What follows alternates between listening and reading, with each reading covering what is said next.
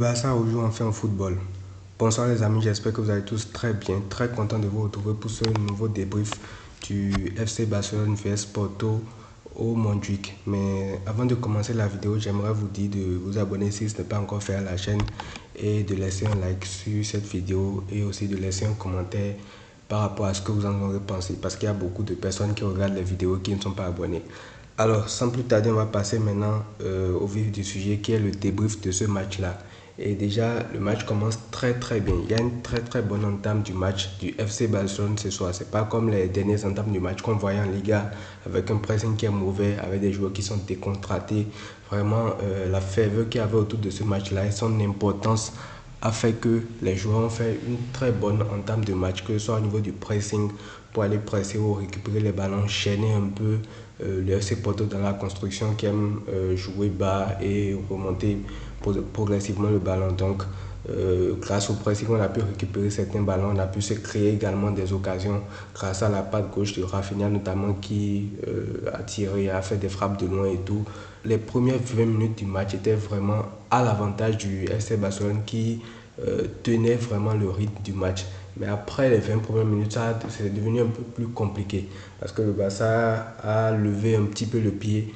Et le grand problème, c'est que lorsque Porto avait le ballon, chaque offensive qu'ils avaient était pratiquement un danger pour le Barça parce que chaque fois qu'ils se retrouvaient dans la surface du Barça, il y avait toujours une occasion dangereuse qui était créée. Et c'était ça le problème. Le Barça n'a pas su résister au niveau des temps faibles. Et d'ailleurs, même on a encaissé un but qui a été refusé pour une position de hors-jeu. Et il y a aussi Iñaki Peña qui a fait beaucoup d'arrêts, sinon on aurait été très mal. Mais malgré ça, Porto a fini par faire chavirer le Barça et a fini par marquer le premier but. Et après ça, le Barça se devait de reprendre l'ascendant vu l'importance de ce match-là. Et c'est là qu'on va tout de suite parler de Joao Cancelo. Monsieur Joao Cancelo, ailier gauche du Barça aujourd'hui, qui a été absolument monstrueux. Parce que à lui tout seul, il change en fait la dynamique de ce match-là. Il change tout ce qui aurait pu se passer contre le Barça dans ce match-là. Je vais vous dire pourquoi. À 1-0, avec le traumatisme que les Barcelonais ont subi depuis 2 ans en Ligue des Champions, si Joao Cancelo ne marque pas le but qu'il a marqué aujourd'hui, le but du 1-1 pour relancer l'équipe, soyez sûr que le Barça va couler si jamais on rentre à la pause sur ce score de 1-0 là. Parce que quand Porto marque, ils reprennent l'ascendant sur un court moment et ils marquent.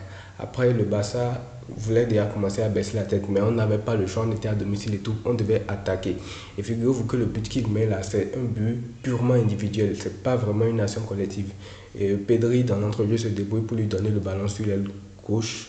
Et là, il fixe un défenseur, il élimine, il trouve un angle de frappe et il enroule de façon magnifique. Il permet au Barça de se relancer dans ce match-là.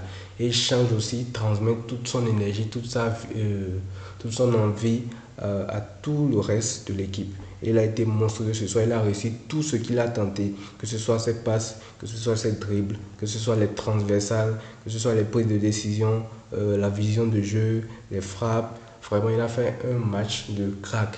Et pour finir avec lui, il est aussi à l'origine de la passe décisive sur le but de Joao Félix. Et juste avant ce but-là, il avait déjà fait une passe dans la surface que Joao Félix avait raté. Et donc, même avant ça, il avait déjà fait un caviar. Il a été monstrueux dans tout ce qu'il a fait ce soir. Pour moi, c'est carrément l'homme du match. En plus, il a des stats pour lui, un but, une passe décisive. Donc, voilà pour le match de Joao Cancelo. On passe maintenant à Joao Félix. Joao Félix aussi qui a fait un assez bon match. Il a débuté assez moyennement parce qu'il a raté une occasion après le but du 1-1 qui aurait pu porter le score à 2-1 pour le Barça. Ensuite, il a raté aussi pas mal d'occasions et en début de deuxième mi-temps déjà on le voyait beaucoup plus remonté. Dès l'engagement, il a trouvé le poteau une fois. Et après ça, il y a eu un tir avec Joao Cancelo qu'il a raté aussi. Mais c'est lui qui inscrit maintenant le deuxième but du Barça, qui fait que le Barça passe devant Porto. Donc c'est lui qui débloque la situation en deuxième mi-temps sur un 1-2 avec Joao Cancelo, où il finit avec un plat du pied que le gardien ne peut pas reprendre. Donc dans l'ensemble, Joao Félix a fait un très bon match. On passe ensuite à Rafinha. Rafinha, lui, son match est un peu mitigé parce que au début du match, comme je vous l'ai dit, c'est lui qui a créé un peu le danger face au FC Porto grâce notamment à sa qualité qui est la frappe de loin. Donc il a créé des occasions et tout. Mais après, il y a eu beaucoup de situations de un contre un où il ne pouvait pas passer, où il ne pouvait pas faire la différence par sa qualité de dribble. Et ça, c'est ce qu'on lui reproche le plus. J'ai l'impression qu'il ne peut que passer son adversaire que par un centre, que par un crochet, que par le fait de retourner en arrière et tout. Il n'offre pas beaucoup plus de solutions que ça. Or, c'est un ailier. Et un ailier, c'est même pas il joue souvent sur sa vitesse et tout. Donc, ça fait qu'il est souvent limité dans les initiatives qu'il peut créer, dans les occasions qu'il peut créer. Parce qu'il y avait généralement des 1 contre 1. C'est même pas qu'il y avait deux défenseurs sur lui. Avec tout le boulevard qu'il avait là, même s'il avait un défenseur, normalement, il devrait être capable de pouvoir l'éliminer, de pouvoir créer beaucoup plus d'occasions. Donc, Rafinha, un match mitigé dans l'ensemble. Et ensuite, pour moi, les joueurs qui étaient un peu en dessous, c'est Lewandowski et Gundogan. Lewandowski pour ses contrôles, vraiment sans que la confiance n'y ait pas du tout. Il n'a pas marqué aussi. Et je pense que tant qu'il ne marquera pas, il sera toujours dans ce petit doute-là avec cette Timberland au pied, des contrôles ratés, trop lourds, des décisions lentes et tout. Donc, Lewandowski, il a été en dessous ce soir. Gundogan aussi, au milieu de terrain, il a été un peu en dessous, contrairement aux deux autres, Pedri et De Jong, qui ont fait relativement un assez bon match. Et De Jong, je commence à m'inquiéter pour lui parce qu'il vient de revenir de blessure, il vient d'enchaîner 2 matchs de 90 minutes. Donc j'espère que ça n'aura pas d'impact sur lui. Et prochainement, on va jouer l'Atlético aussi. Peut-être qu'il sera titulaire ou peut-être qu'il sera remplaçant. Ce sera à Xavi de manager sur ce point-là.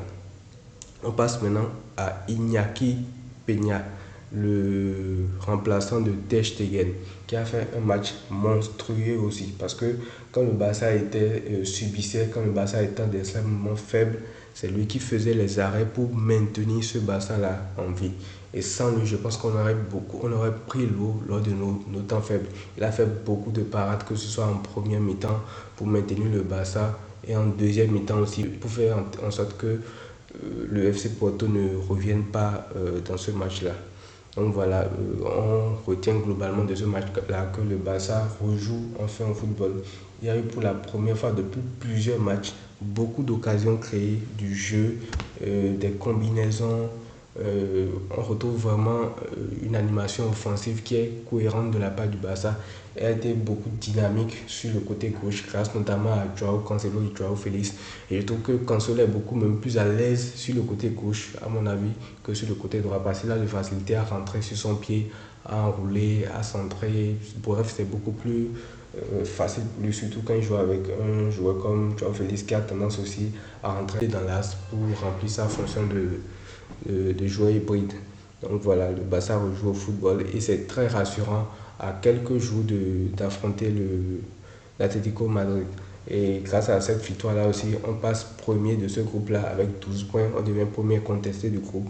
Avant de terminer ce débrief, il faudrait rappeler aussi que le Barça se qualifie en huitième de finale pour la première fois depuis 2021. Donc c'est quand même un événement aussi à célébrer. Et le Barça, grâce à cette victoire aussi, est beaucoup plus assuré d'être premier du groupe que deuxième et devrait donc logiquement tomber sur un deuxième du groupe et pouvoir entamer aussi sa phase à élimination directe de façon beaucoup plus sereine.